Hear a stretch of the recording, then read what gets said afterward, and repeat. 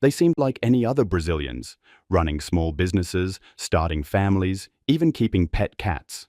But behind their local names and warm smiles, they were Russian intelligence officers.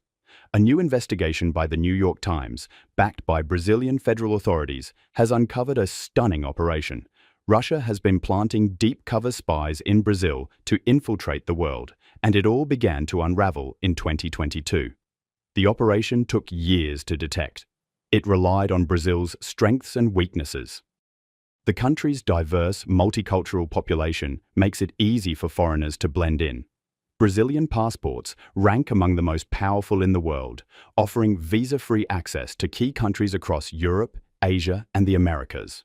And most critically, Brazil's birth certificate system has gaps, a flaw that Russian operatives exploited. These spies, known in intelligence circles as illegals, didn't come to Brazil to spy on Brazil. Instead, they came to become Brazilian. The goal was identity laundering. Once fully embedded with authentic documents, they could be redeployed as Brazilian citizens to other nations, like the Netherlands, Portugal, or even the Middle East, free from suspicion. One such spy was Artyom Shmirov. To the people of Rio de Janeiro, he was Gerhard Daniel Campos Wittig, a quiet, tech-savvy entrepreneur running a legitimate 3D printing business. He had a Brazilian girlfriend, a cat, friends who now recall his dislike of photographs. But his real life was far from romantic.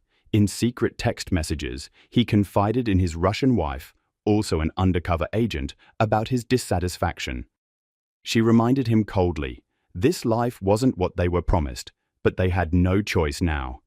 The unraveling began with one man, Sergei Cherkasov. In 2022, Brazilian authorities received a tip from the CIA about a suspicious individual flying into São Paulo. He carried a pristine Brazilian passport under the name Victor Muller Ferreira. But a deep dive into his background revealed that the woman listed as his mother had never had a child. That was the crack that opened the case. Brazil's federal police began a multi-year effort to cross-check identity records. They looked for similar patterns. Individuals who arrived in Brazil as adults, suddenly claiming birth certificates and rapidly collecting all other documents. Driver's licenses, military records, voter IDs. It was meticulous work, reviewing millions of entries. Eventually, they found 9 Russian spies, each with fully fabricated Brazilian identities, had slipped through the system. One landed an internship at the International Criminal Court in The Hague. Others were sent into diplomatic or research positions around the world, armed with seemingly spotless documentation. When Brazilian authorities exposed them, it wasn't just a local embarrassment. It was a global intelligence shockwave, a direct blow to Vladimir Putin's sprawling spy program. The exposure revealed how vulnerable even the most secure systems can be when identity, documentation, and multicultural tolerance are exploited for covert ends.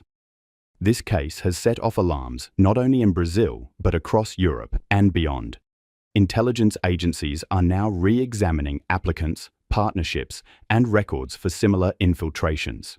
As for Brazil, the country is tightening its civil registry systems, working to patch the very holes that made this espionage program possible. What started as one arrest has become a global warning. In a world of shifting alliances and shadow wars, identity may just be the next battleground.